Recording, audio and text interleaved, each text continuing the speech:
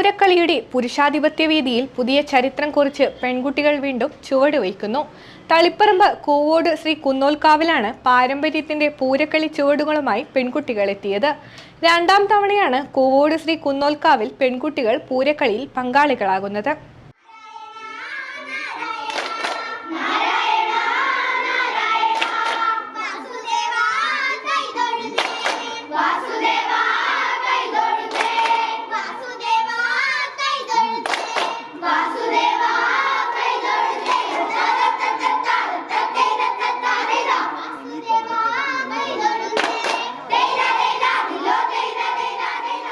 വടക്കേ മലബാറിൽ കാവും കരയും അണിഞ്ഞൊരുങ്ങുന്ന പൂരോത്സവത്തിന്റെ കാലമാണ്.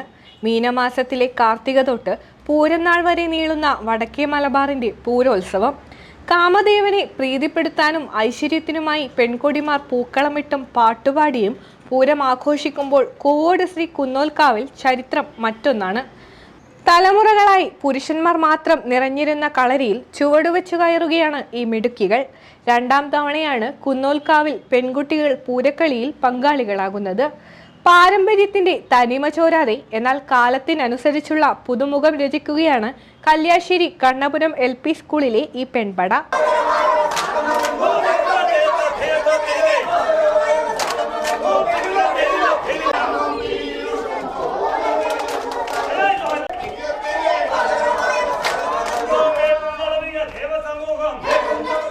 പ്രാക്ടീസ് തുടങ്ങിയിട്ട് ഏകദേശം കഴിഞ്ഞ തവണ ഈ അമ്പലത്തിൽ കളിച്ചിന്.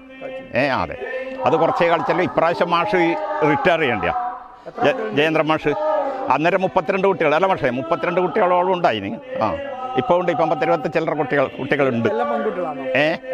അതെ, പകുതി പെൺകുട്ടികൾ, 18ഓളം പെൺകുട്ടികളും ഒരു ബാക്കി 10-15 ആൺകുട്ടികളുമാണ്. ഐതിഹ്യം പൊതുവിൽ ഇങ്ങനെ ദേവലോകത്ത് ഇങ്ങനെ ഈ മറ്റേ ദേവകന്യകൾ കളിച്ചു എന്നാണ് വിശ്വസിക്കുന്നത്. അപ്പോൾ പിൽക്കാലത്ത് പിന്നെ ആണുങ്ങളെ കളിയായി മുതിർന്നവരെ അത് ഏറ്റെടുത്തു എന്ന് പറയുന്നു. പക്ഷേ അത് ചരിത്രമൊന്നുമല്ലല്ലോ, പക്ഷെ അങ്ങനെയാണ് ഐതിഹ്യം. അപ്പോൾ അതുകൊണ്ട് തന്നെ അത് വെച്ചിട്ട് നമുക്ക് പെൺകുട്ടികളെ ആദ്യമായിട്ട് കഴിഞ്ഞ തവണയാണ് കളിപ്പിച്ചത്. അപ്പോൾ ഇപ്രാവശ്യം അത് തുടർന്ന് കൊണ്ടുപോകണം എന്നുള്ളൊരാഗ്രഹമുണ്ട്. ഇല്ല, കാവിൽ കളിക്കാറില്ല, പുറത്ത് കളിക്കലുണ്ട്. കാവിൽ ആദ്യമായിട്ടാണ് കഴിഞ്ഞ വർഷം ഈ കാവിൽ ആദ്യമായിട്ടാണ് ഇവിടെ അവതരിപ്പിച്ചത്. അപ്പോൾ ആദ്യം 1-2 കാവിൽ ഇങ്ങനെ അഭിപ്രായ വ്യത്യാസമൊക്കെ ഉണ്ടായിരുന്നു. അതെ, ഇപ്പോഴങ്ങനെ പ്രശ്നമില്ല. 23 കുട്ടികളാണ് ഇത്തവണ ചുവട് വയ്ക്കുന്നത്. ഇതിൽ 19 പെൺകുട്ടികളും 4 ആൺകുട്ടികളുമുണ്ട്. രവീന്ദ്രൻ പണിക്കരുടെ ശിക്ഷണത്തിലാണ് ഈ കൊച്ചു കലാകാരന്മാരുടെ പരിശീലനം. കാമദേവനെ ഉണർത്തുന്ന സ്തുതികളും ചടുലമായ ചുവടുകളുമായി പെൺകുട്ടികൾ ചുവടുവയ്ക്കുമ്പോൾ കാണികളായി എത്തുന്ന നാട്ടുകാരും വലിയ പിന്തുണയാണ് നൽകുന്നത്.